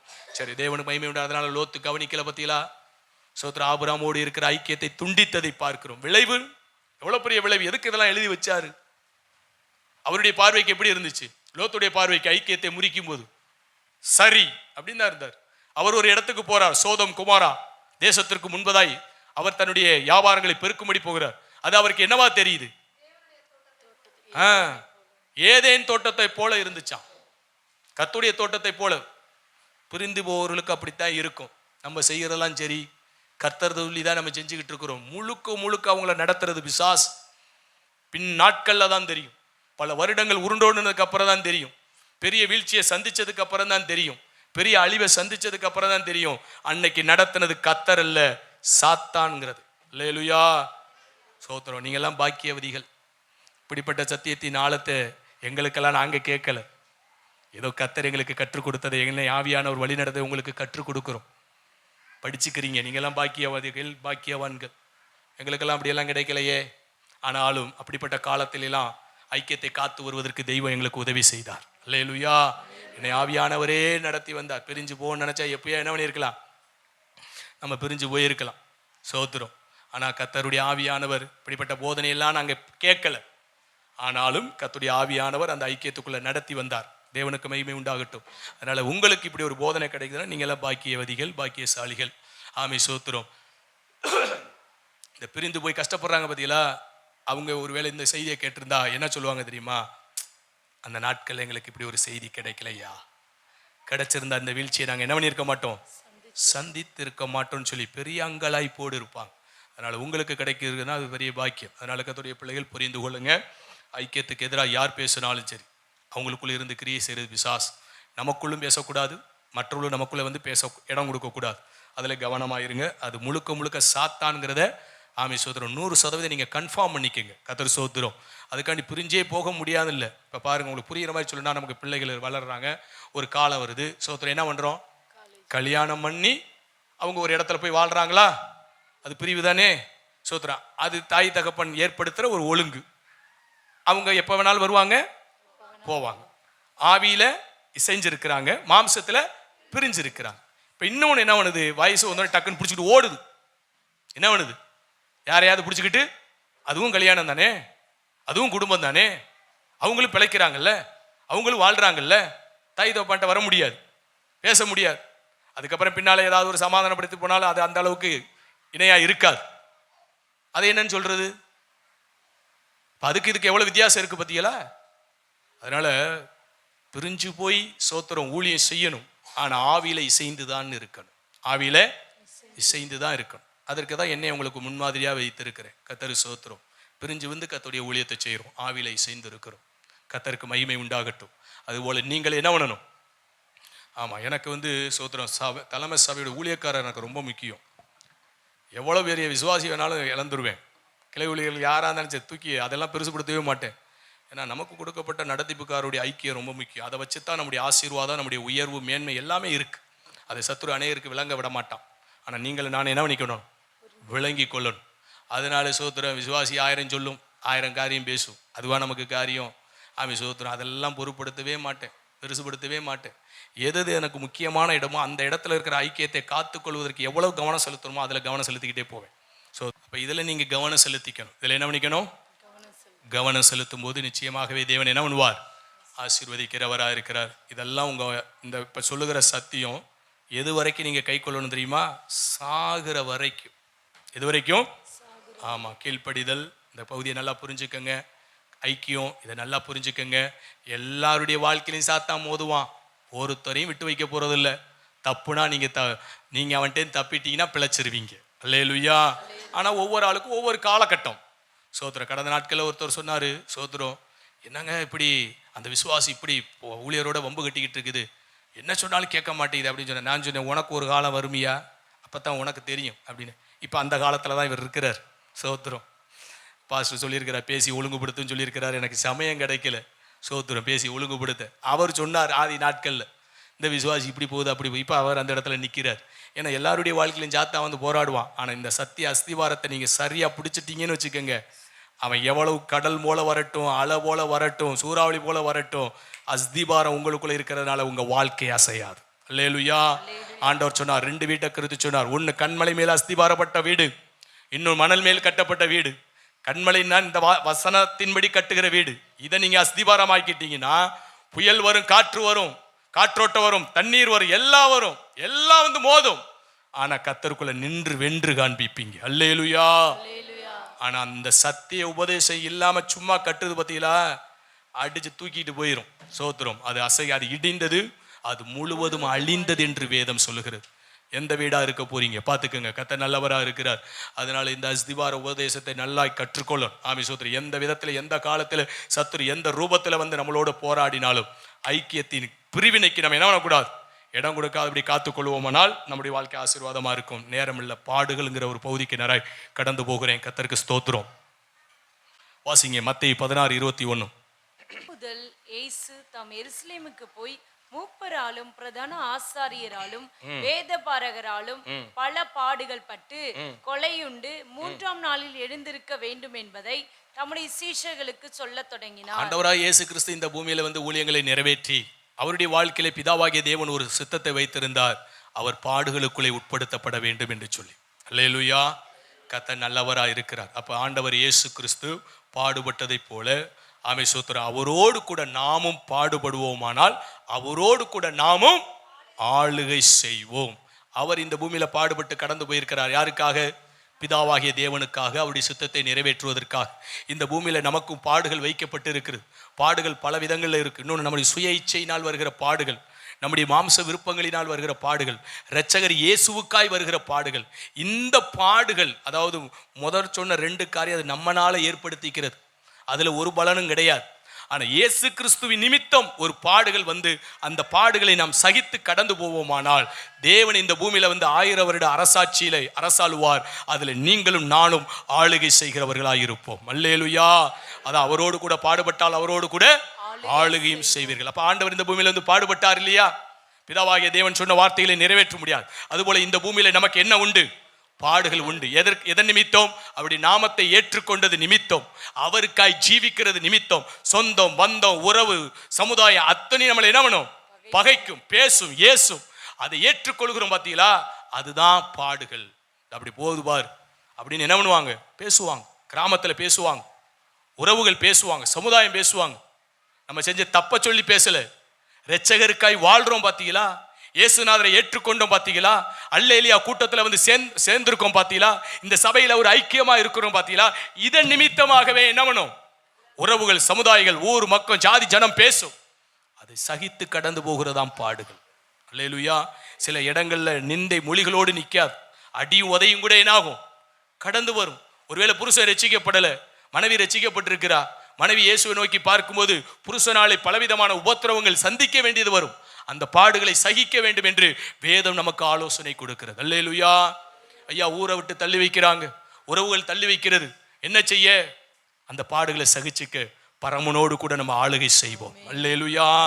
ஆமென் ஸ்தோத்திரம். அதனால ஆண்டுடைய நாமத்தின் நிமித்தம் எத்தனை உபத்திரம் வந்தாலும் சரி, எத்தனை பாடுகள் வந்தாலும் சரி, அந்த பாடுகளை சகிக்கணுங்கிறத கற்றுக்கொள்ளணும். நிறைய பேர் இயேசுக்குள்ள வந்தேன், ஒரே பாடா இருக்கப்பா. சோத்திரம். நீ பரமனோடு ஆளுகை செய்ய வேண்டுமானால் அந்த பரமனுக்காய் நீ பாடுகளை அனுபவிக்க வேண்டுமே. சுவிசேஷத்தின் நிமித்தம் பாடுகளை அனுபவிக்கணும், ஊழியத்தின் நிமித்தம் பாடுகளை அனுபவிக்கணும். வேதம் சொல்லுது, இரத்தம் சிந்தி பாடு அனுபவிக்கிற இடத்திற்கு இன்னும் நீங்கள் வரவில்லையே. இரத்தம் சிந்தனுமா இரட்சகருக்காக, அந்த அளவுக்கு பாடுகளை அனுபவிக்க வேண்டும் என்று வேதம் சொல்லுகிறது. எந்த அளவுக்கு இயேசுவுக்காய் பாடுபடுறோமோ அந்த அளவுக்கு ஆளுகைக்குள்ளே கர்த்தர் நம்மளை என்ன பண்ணுவார்? கொண்டு போய் சேர்ப்பார். நமக்கு பூமியில 1000 வருட அரசாட்சி ஒன்று வைத்திருக்கிறார். அதை மறந்து விடக்கூடாது. ராஜாதி ராஜாவா என்ன பண்ணுவார்? இயேசு கிறிஸ்து. அகில உலகத்தையும் இரட்சகர் இயேசு என்ன பண்ணுவார்? எருசலேமை தலைநகரமாய் கொண்டு அவருடைய ஒரே கொடையின் கீழ் அவருடைய ஆளுகை இருக்கும்.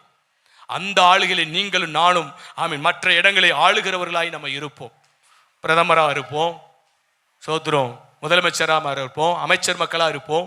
எந்த அளவுக்கு தேவனுக்காய் இந்த பூமியில பாடுபட்டீங்களோ அந்த அளவுக்கு கர்த்தர் அந்த காலங்களிலே கர்த்தர் நமக்கு ஒரு ஆளுகையை தந்து நடத்துவார். 1000 வருடம் இந்த பூமியில இவங்க ஆள்றதுல 5 வருஷம் 10 வருஷம். உங்களுக்கு எனக்கும் தெய்வம் வச்சிருக்கிற ஆளுகை எத்தனை வருஷம்? 1000 வருடம் இந்த பூமியில ஆளுகை செய்து அதற்கு பின்பதாய் அந்த பரலோக ராஜ்யத்திற்கு இனராய் பிதாவுடைய முகத்தை தரிசிக்க முடியாய் நாம் கடந்து போவோம். அதனால சோத்திரம் இப்படி ஒரு ஆளுகை வைத்திருக்கிறதுனால தான் இந்த பாடுகளை நம்ம சகிக்கிறோம். அவர் நமக்காய் பாடுபட்டிருக்கிறார். அவர் பாடுகளுக்குள்ளே கடந்து போயிருக்கிறார். அவர் பாடுபட்டது போல அவருடைய நாமத்திற்காய் நம்மளே என்ன பண்ணணும்? பாடுகளை சகிக்கணும். ஆமே சோத்திரம். எப்போ வரும் தெரியுமா? அவருக்காய் ஜீவனிக்கணுங்கிற ஒரு இடம் வரும்போது கண்டிப்பாய் மனிதர்களாலே என் நாமத்தின் நிமித்தம் அநேகரால் நீங்கள் என்ன பண்ணப்படுவீர்கள். ஆண்டவர் சொல்லி கடந்து போனாரா? அந்த தீர்க்க தரிசனம் உங்க வாழ்க்கையில நிறைவேறுதா? நிறைவேறலைன்னா நீங்க அவருக்காய் வாழலைன்னு நினைச்சுக்கங்க. ஏதோ வந்து போறீங்க, அவ்வளவுதான். அவருக்காய் வாழ்றவங்களுக்கு தான் அது நடக்கும். அவர் சொன்ன தீர்க்க தரிசனம் நிறைவேறும். அவங்க தான் ஆளுகைக்குள்ள வருவாங்க. மற்றபடி சோத்திரம் அப்படியெல்லாம் ஒண்ணு நடக்கலைன்னா அவரை சாமி கும்பிடுறது போல என்ன பண்ணிட்டு இருக்கிறோம்? சாமி கும்பிட்டுட்டு போயிட்டு இருக்கிறோம். அவருக்காய் வாழல. அல்லேலூயா. நீங்க ஒரு அதிகாரியா இருக்கிறீங்கன்னு வச்சுக்கோங்க. கர்த்தர் உங்களை ஒரு அதிகாரத்துல வச்சிருக்கிற ஒரு வேலை ஸ்தலத்துல நீங்க அவருக்காய் லஞ்சம் வாங்காம வாழ்றீங்க.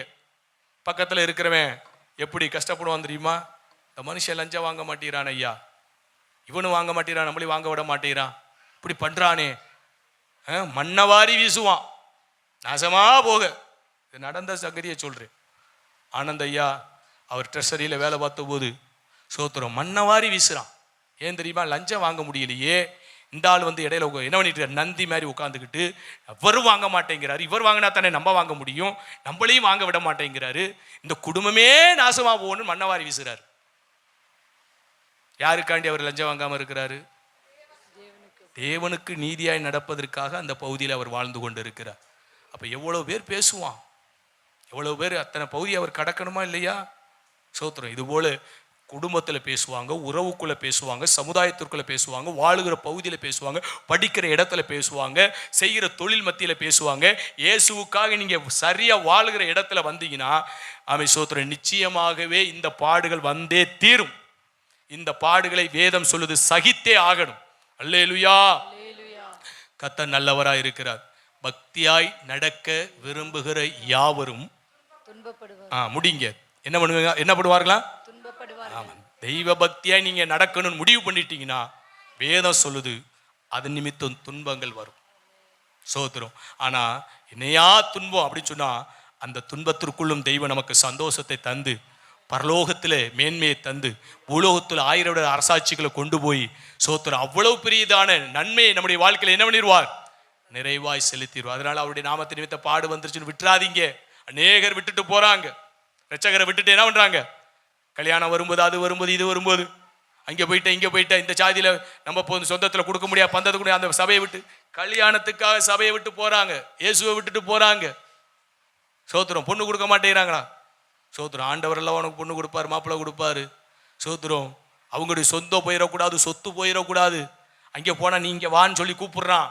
அதனால அந்த இடத்துக்கு போக வேண்டியதா இருக்கு. அப்படியெல்லாம் எச்சகரை விட்டு போயிடக்கூடாது. பாடுகள் வரும், காலதாமதம் வரும், வேலை கிடைக்காது, படிப்பு கிடைக்காது, கல்யாணம் நடக்காது. அவெல்லாம் குத்தி குத்தி குத்தி குத்தி பேசுவான். அத்தனை பாடுகளையும் என்ன வேணும்? சகிச்சு இருந்தாதான் சோத்திரம் நம்முடைய வாழ்க்கையிலே அந்த பாடுகள் தான் நம்முடைய வாழ்க்கையில ஆளுகைக்குள்ள கொண்டு போய் சேர்க்கும்.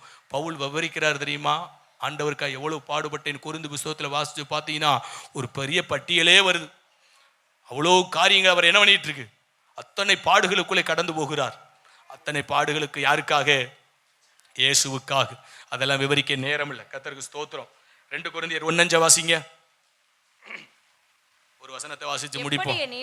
கிறிஸ்துவினுடைய பாடுகள் எங்களிடத்தில் பெருகிறது போல கிறிஸ்துவினாலே எங்களுக்கு ஆறுதலும் பெருகுகிறது. ஆண்டவர் சொல்றாரு, அப்ப பாடுகள் பெருகுகிற போல ஆறுதலும் பெருகும்பாங்கிறார். எந்த அளவுக்கு நீங்க பாடுபடுறீங்களோ ஆண்டவருக்காக, இன்னொரு பக்கம் அவர் என்ன பண்ணிக்கிட்டே வருவாராம்? ஆறுதல் படுத்திக்கிட்டே வருவேன், உனக்கு உதவி செஞ்சுக்கிட்டே வருவேன். அந்த பாடுகள்ல நீ மாண்டு மூழ்கிற மாட்ட. அதுல நான் உனக்கு என்ன பண்ணுவேன்? ஆறுதல். பாடுகள் பெருகுகிறது போல என்னுடைய ஆறுதலும் உனக்கு பெருகும் என்று தெய்வம் கட்டளையிட்டு இருக்கிறார். ரோமர் 8:18 வாசிங்களே சீக்கிரமாய். இக்காலத்து பாடுகள் இனி வரப்போகிற மகிமைக்கு ஒப்பிடத்தக்கவை அல்ல. இந்த பூமியில நீங்களும் நானும் இயேசுவுக்காய் படுகிற பாடுகள் இனி வரப்போகிற மகிமை, அதாவது ஆமை சோத்திரம், பரலோக ராஜ்யத்தில் தேவன் நமக்கு வைத்திருக்கிற நன்மை. அதாவது இன்னைக்கு 100 ரூபாய்க்கு வேலை பார்த்தா ஒருத்தன் 1000 ரூபாய் கொடுத்தா அதுவும் சரின்னு சொல்ல முடியுமா? ஐயா 100 ரூபாய்க்கு தான் வேலை பார்த்தேன், ஆனா கொடுத்தது எவ்வளவு?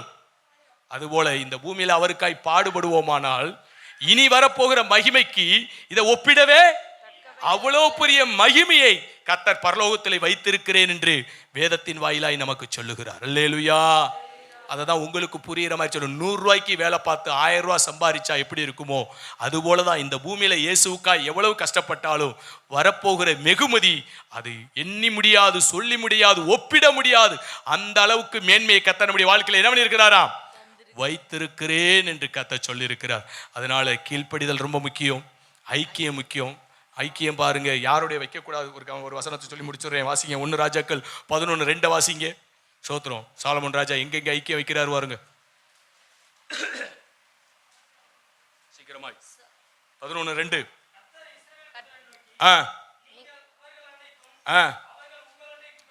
ஆண்டவர் சொல்றார், இஸ்ரவேல் மக்களுக்கு புறஜாதிகளோடு சேராத, அவங்க உங்க இடத்துல வரக்கூடாது, நீ அவங்க கிட்ட போக கூடாது. பத்தியா, நீ அவங்களோட ஐக்கியம் வச்சா நிச்சயமாய் அவர்கள் தங்களுடைய தேவர்களை சேவிக்க முடியும். உங்களை என்ன பண்ணுவாங்க? வழி விலக பண்ணுவார்கள்.